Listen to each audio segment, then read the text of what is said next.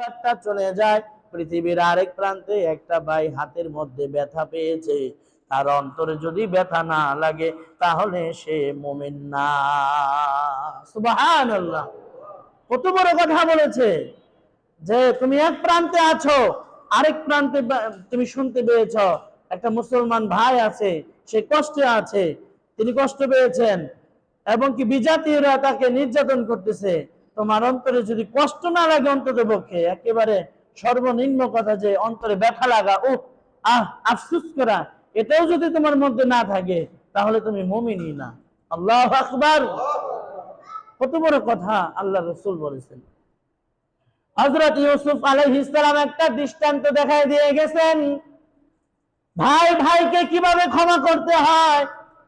কত বড় জালেম তার ভাইরা, তার উপরে কত জুলুম করেছে, কত নির্যাতন করেছে। কোন জায়গায় যেন কথাটা ছেড়েছিলাম, হযরত ইউসুফ আলাইহিস সালাম তার ভাই বিনিয়ামিনকে গোপন কক্ষে নিয়ে নসিহত করতেছেন, ভাই রে আমার, তোমারে আমি আমার এই মিশরে রেখে দিতে চাই, বাবার কাছে ফেরত দেব না।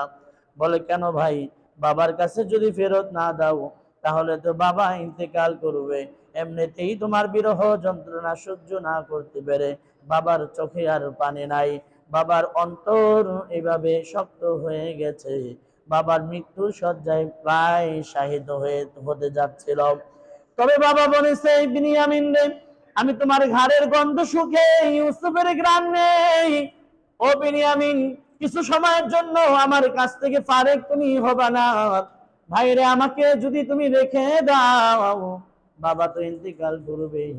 হযরত ইউসুফ আলাইহিস সালাম বলেন, ভাই আমার আল্লাহ তাআলা আমাকে বলেছেন যে পয়গম্বর ইয়াকুব আলাইহিস সালাম সহকারে তার পরিবারের সদস্য সকলেই মিলে মিশরে চলে আসবে। তার মানে হায়াতের মালিক আল্লাহ তাআলা, মৃত্যুর মালিক আল্লাহ তাআলা। অতএব যেহেতু আল্লাহ আমাকে এই বার্তা দিয়েছে, যত কষ্টই পাক না কেন ইয়াকুব মরবে না। সুবহানাল্লাহ, আল্লাহ বলেছেন অতএব ইয়াকুব মরবে না। তাহলে কেন আমাকে এভাবে তুমি রাখতে চাইতেছো? বলে, তোমার কি মনে নাই আমাদের পরদাদা হযরত ইব্রাহিম আলাইহিস সালাম তার সন্তানকে যে পর্যন্ত না একেবারে কুরবানি না করতে পেরেছে, চূড়ান্ত পর্যায়ে আল্লাহকে না দিতে পেরেছে, সেই পর্যন্ত খলিল উপাধি সে পায় নাই। অতএব শোনো হে বিনিয়ামিন, আমার বাবা এক ইসমাইলকে দূরে সরাইছে আজকে 22 বছর যাবত, কিন্তু আরেকটা ইসমাইল তার কাছে রয়ে গেছে। এটাও যে পর্যন্ত তার অন্তর থেকে তার চোখের আড়াল না করবে, সেই পর্যন্ত আমার আল্লাহ আমার সঙ্গে বাবার সঙ্গে মোলাকাত করাবে না। সুবহানাল্লাহ, অতএব তুমি থেকে যাও। বললেন কিভাবে? চাইলেই তো আর দিবে না। হযরত ইউসুফ আলাইহিস সালাম বললেন, তুমি ভাইদের সঙ্গে চলে যাও, আমি একটা ব্যবস্থা করতেছি তোমাকে রাখার জন্য। বলে ঠিক আছে। ভাইদের সঙ্গে মালামাল নিয়ে যখন চলে যাইতেছিল, আবার পিছনে পিছনে তাকাইতেছিল, হায় হায়, ইউসুফ বলল যে তোমাকে আমি রেখে দেব, আমি ব্যবস্থা করতেছি, প্রায় তো মিশর ত্যাগ করে ফেলতেছি, এখনো পর্যন্ত কোনো পদক্ষেপ নিল না, তার মানে কি আমাকে রাখবে না নাকি? চিন্তা করতেছিল। এই মুহূর্তের মধ্যে একজন সিপাহীকে দিয়া রাজদরবার থেকে পাঠিয়ে দেওয়া হলো, সবাইকে ডাকা হলো, এই তোমরা দাঁড়াও, আমি একটা সংবাদ নিয়ে আসছি বাদশাহ আজিজ মিসরের কাছ থেকে। তার নাম রাখা হয়েছিল ইউজারশিপ। কি নাম রাখা হয়েছিল? ইউজারশিপ। এটা মিশরি ভাষা। আর ইউসুফ যেটা, এটা হলো কেনানি ভাষা। ওই জুলেখা ইউসুফ নামটাকে পছন্দ করে নাই, যার কারণে ওই ইউজারশিপ নামটা রেখেছিলেন। তাফসীরে মারিফুল কোরআনে এসেছে। হযরত বিনিয়ামিন সহকারে তার আরো 10 ভাই দাঁড়ায় রইলেন। বলেন কি সংবাদ? বলে সংবাদ হইল বাদশাহ আজিজ মিসর হযরত ইউজারশিপের একটা পানি খাওয়ার স্বর্ণের পেয়ালা হারায় গেছে, চুরি হয়ে গেছে। তো উনি বলেছেন, তোমাদের মধ্যে থেকে কেউ একজন চোর আছে যে পেয়ালাটা চুরি করছে। বিনিয়ামিন দাঁড়ায় রইছে। তখন বলতেছে, আমাদের মধ্যে কেউ চুরি করে নাই। বলে না, তোমাদের মধ্যে একজন চোর আছে, বাদশা টার্গেট করে বলেছে। বলে আমাদের মধ্যে যদি না পাওয়া যায়, বলে তোমাদেরকে আরো ডবল মাল দিয়ে ছেড়ে দেওয়া হবে। আর যদি তোমাদের মধ্যে কাউকে চোর পাওয়া যায়, তাহলে কি শাস্তি হবে তোমরাই বলো। বলে আমাদের হিসাবে যদি বলি তাহলে কি হবে? বলে হ্যাঁ, তোমাদের হিসাবে যদি বলো তাহলেই হবে। তো কেনানে একটা নিয়ম ছিল, যদি কেউ চুরি করে আর চোর ধরা পড়ে, ওই চোরকে 4 বছরের জন্য তাদের কাছে রেখে দিত গোলাম হিসাবে। কি হিসাবে? গোলাম হিসাবে তাদের কাছে রেখে দিত, এটা নিয়ম। তখন বললো ঠিক আছে, এই নিয়মটা জারি হবে যদি পাওয়া যাও। আর ইউসুফ আলাইহিস সালাম এইটাই বলে দিয়েছিল ওই সিপাহীকে দিয়া, যে আমি তো কেনানের অধিবাসী, আমি জানি যে ছোট্টবেলায় আমার মা যখন মারা যায়, আমার ফুপু চাইছিল তার কাছে আমাকে নিয়ে রাখার জন্য, কিন্তু আমার বাবা দেয় নাই। আমার ফুপু একটা চালাকি করেছে, তার কোমর বন্ধনী সে আমার এই কোমরের মধ্যে দিয়ে দিয়া বলছিল, ভাইজান আমার কোমর বন্ধনী হারিয়ে গেছে। কার কে নিছে? বলে ইউসুফ নিছে। বলে না, আমার ইউসুফ চুরি করতে পারে না। না, ইউসুফে নিছে, আমার জানা আছে। তখন বললেন ঠিক আছে, খুঁজে পাইলো ইউসুফ আলাইহিস সালামের মাজার মধ্যে সেই কোমর বন্ধনী। ইউসুফ আলাইহিস সালামের সেটা মনে আছে, যেহেতু কেনানের এই বিচার, তাহলে এই প্রক্রিয়ায় আমি বিনিয়ামিনকে আমার কাছে রেখে দিতে পারবো। সুবহানাল্লাহ। তখন এখন ইয়াকুব আলাইহিস সালাম বুঝতে পারছিলেন যে আসলে আমার বোন ওকে নেওয়ার জন্যই এই প্রচেষ্টা করছে। তারপরে বলছে যে এখন তার আপনি ইউসুফ আটকাতে পারবেন না, কারণ ইউসুফ চুরি করছে। আমি নিয়ম অনুযায়ী একে 4 বছরের জন্য আমার কাছে রেখে দেব। আল্লাহু আকবার। বিনিয়ামিন সহকারে সকলের বস্তা খোঁজা শুরু করলো। সবাই মিলে খুঁজতে খুঁজতে খালি বিনিয়ামিন ওনার বস্তার মধ্যেই খুঁজাইতেছিল। খুঁজতে খুঁজতে বস্তার মধ্যে সোনার পেয়ালা পাইল। ডাক দিয়া বলতেছেন, এই শোনো, তোমাদের এই যে ভাই বিনিয়ামিনের বস্তার মধ্যে বাদশা আজিজ মিসর ইউজারসিফের সোনার পেয়ালা পাওয়া গেছে। দাঁড়ায় আছে। এই মুহূর্তে ইউসুফ আলাইহিস সালামও চলে আসছে সেই ময়দানে। বলতেছে, আফসোস, তোমরা পয়গম্বরের সন্তান হইয়া চুরি করো, তোমাদের এক ভাই বিনিয়ামিন চুরি করছে, শাস্তি কি হবে তোমরা বলো। বলে এটা আমরা বরাবর বলে দিয়েছি, তাকে আপনারা 4 বছরের জন্য গোলাম হিসাবে রাখতে পারেন। ইউসুফ আলাইহিস সালাম হাসতেছিল। আরেকজন ভাই সে বলতেছিল, হ্যাঁ, আমাদেরকে চোর বলবেন না, এগুলো আমাদের মধ্যে নাই, কারণ ও চোর, ওর বড় ভাই যে ছিল ও চোর ছিল। ইউসুফ আলাইহিস সালামের শরীর যেন শিহরে উঠতেছে আর কামড়াইতেছে।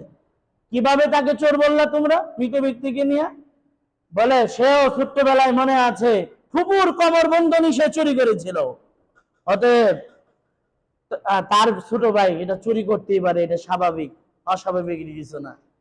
তখন ইউসুফ আলাইহিস সালাম বলতেছিল যে আফসোস তোমাদের, ভাই হইয়া ভাইকে চোরের অপবাদ দিতেছ। কই তাকে বাঁচানোর চেষ্টা করবা, আর তার বড় ভাইরে শুদ্ধ চোর বানাইতেছে, তারও চোর বানাইতেছে। ঠিক আছে, অতএব আমাদের গোলাম আমাদেরকে দিয়ে দাও, আমরা নিয়ে যাই। নিয়ে দেওয়া হলো। ভাইদের মধ্যে একজন ভাই লাবি, সে বলতেছিল, তোমরা তো বাবার কাছে ফিরে যাইবা, নিশ্চয়ই তোমরা জানো বাবা বিনিয়ামিনকে আমাদের কাছে দিতে চেয়েছিল না, আমরা জোর করে বাবারে বুঝাই শুনে আনছিলাম। ইউসুফের বেলায় যায় বলছিলাম, বাবা ইউসুফরে বাগে খাইছে, এখন বিনিয়ামিন রে হারাই গেলাম, যা কি বলবো, অতএব তোমরা যাও, আমি যাব না। সেই পর্যন্ত বিনিয়ামিনকে না ছাড়বে বাদশা, সেই পর্যন্ত আমি বাবার সামনে যা দাঁড়াইতে পারবো না। বিনিয়ামিনকে নিয়ে গেল, সঙ্গে সঙ্গে ভাই লাবিও চলে গেল দৌড়ায়া। সব ভাইগুলো কাঁদতে কাঁদতে এবার রওনা দিল বাবার কাছে। বাবার কাছে ফিরে যাওয়ার পরে হাল হাকিকত সব বাবার কাছে খুলে বলে না, আমি বিশ্বাস করতে পারি না, আমার ইউসুফও কোনোদিন চুরি করতে পারে না, আমার বিনিয়ামিনও কোনোদিন চুরি করতে পারে না। এরা সতীত্বের অধিকারী, এদের আখলাক খুব চমৎকার, এরা ইহসানিয়াত অর্জন করে মুহসিন বান্দা হয়েছে, আমার আল্লাহ ঘোষণা দিয়েছে।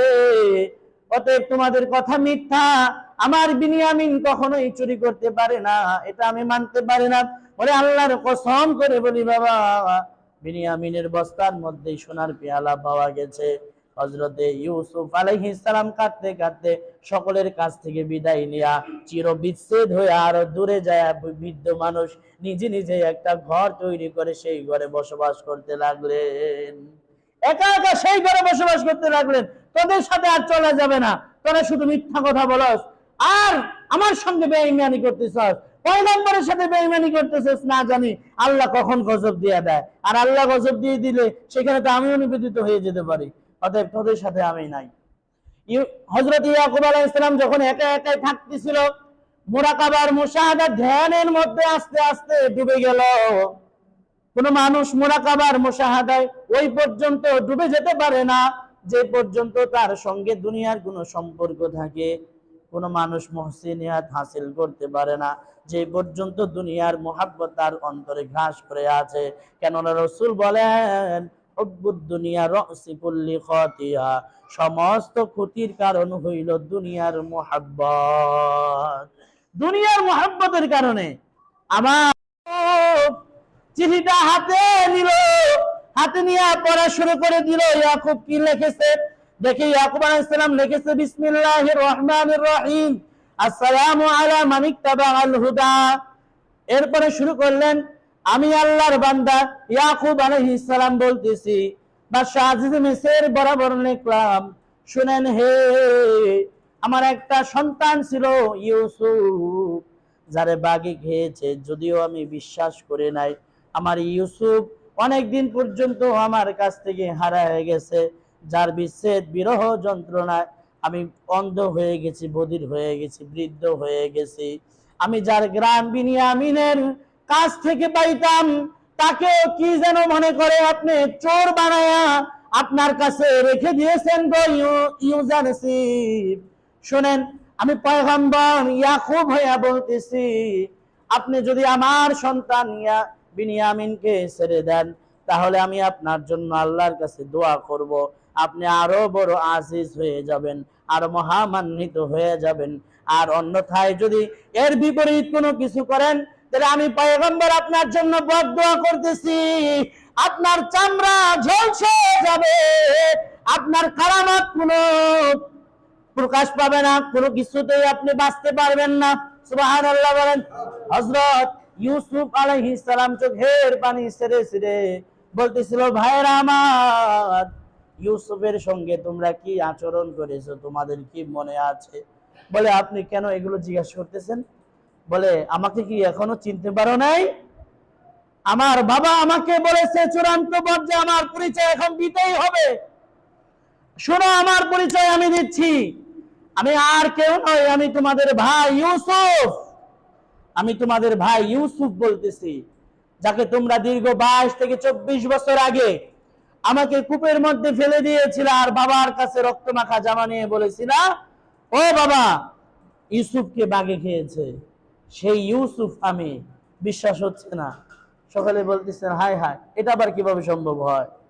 কই গোলাম আর কই বাদশাহ আজিজে মিসর? সমস্ত ঘটনা যখন বলতেছিল, আর বিনিয়ামিনকে কাছে নিয়ে বলতেছিল, এটা আমার ভাই বিনিয়ামিন, এটা আমি অনেক দিন পরে পেয়েছি, আমি আমার কাছে রেখে দেওয়ার জন্য মিথ্যে ছলনা করেছিলাম, তোমাদের কাছ থেকে এরে বিচ্ছেদ করার জন্য, বাবার কাছ থেকে বিচ্ছেদ করার জন্য। সবাই লজ্জায় মাথাটা নত করে ফেললেন। ভাইদের কাছে যায় বুক মিলায় বললেন, ভাইয়েরা আমার, তোমাদের প্রতি আমার কোনো আক্ষেপ নাই, আমার কোনো কষ্ট নাই, দরদ মাখা হৃদয় নিয়ে বলতেছি, আমি তোমাদেরকে অনেক আগেই মাফ করে দিয়েছি। সুবহানাল্লাহ বলেন। অনেক আগেই মাফ করে দিয়েছি, তোমাদের প্রতি আমার কোনো দুঃখ নাই। অলরেডি আমি তোমাদের জন্য বিশাল একটা জায়গা বরাদ্দ করেছি, সেইখানে আমার গণগোষ্ঠী, আমার বাবা সহকারে, আমার মাকে সহকারে এখানে নিয়ে আসবা, সেখানে তোমরা বসবাস করবা। আল্লাহু আকবার। পয়গম্বরের সঙ্গে কত দূর আচরণ করা হলো, কিন্তু ভাইদের প্রতি তার কোনো আক্ষেপ নাই, মাফ করে দিলেন। পয়গম্বর ইয়াকুব চলে আসলেন, আয়েশা সাইরা সকলে মিলা হযরত ইউসুফ আলাইহিস সালামকে সেজদা করে বললেন।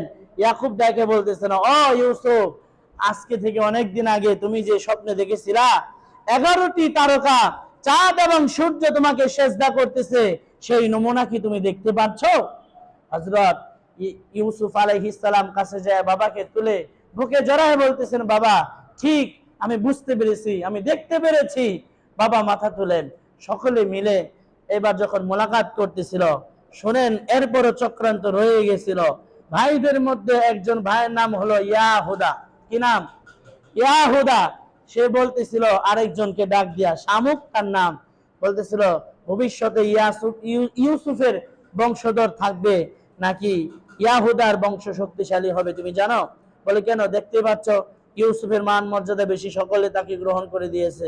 বলে না, তুই এবং তোর বংশধর যারা থাকবি সকলেই দেখে নিস, আমি ইয়াহুদার ছেলে ফেলে যারা হবে এরা হবে চক্রান্তশীল, আর এরা হবে শক্তিশালী।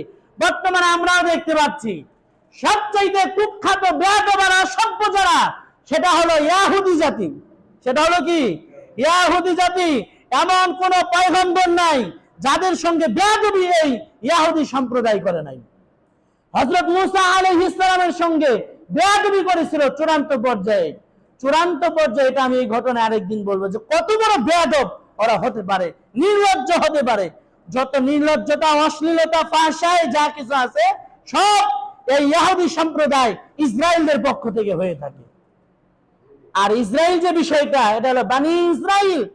হযরত ইয়াকুব আলাইহিস সালামের একটা লকব ছিল হলো ইসরাইল, যার নামে নামকরণ করে আল্লাহ তাআলা সূরা বানি ইসরাইল নাজিল করেছে। সুবহানাল্লাহ বলেন।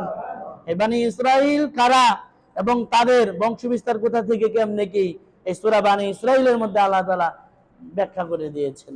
যাই হোক, ইহুদি সম্প্রদায় থেকে আল্লাহ তাআলা আমাদেরকে হেফাজত করে, সকলে বলেন আমিন। আর ইসরায়েলদের সঙ্গে যেন আমাদের আমল আখলাক তাহকিক তামাজ্জুম যেন না মিলে যায়। মনে থাকবে তো ইনশাআল্লাহ। সর্বদিক থেকে আমরা আল্লাহর প্রিয় হতে চাই, পয়গম্বরদের খাসলত আমরা নিয়ে থাকব। সুখে দুঃখে সব সময় আল্লাহর রাস্তায় নিজেকে নিবেদিত প্রাণ করব, আর নিজের রাগকে সংগ্রাম করব, আর মানুষ হয়ে মানুষের প্রতি দয়ার হাত বাড়িয়ে দিয়া আমরা সকলে আল্লাহ তাআলার খাঁটি গোলাম হয়ে যেন মরতে পারি। আল্লাহ তাআলা আমাদের সকলকে তৌফিক দান করেন, আমিন। আরো জোরে বলেন আমিন। আখির দাওয়ানা আনিল হামদুলিল্লাহি রাব্বিল আলামিন।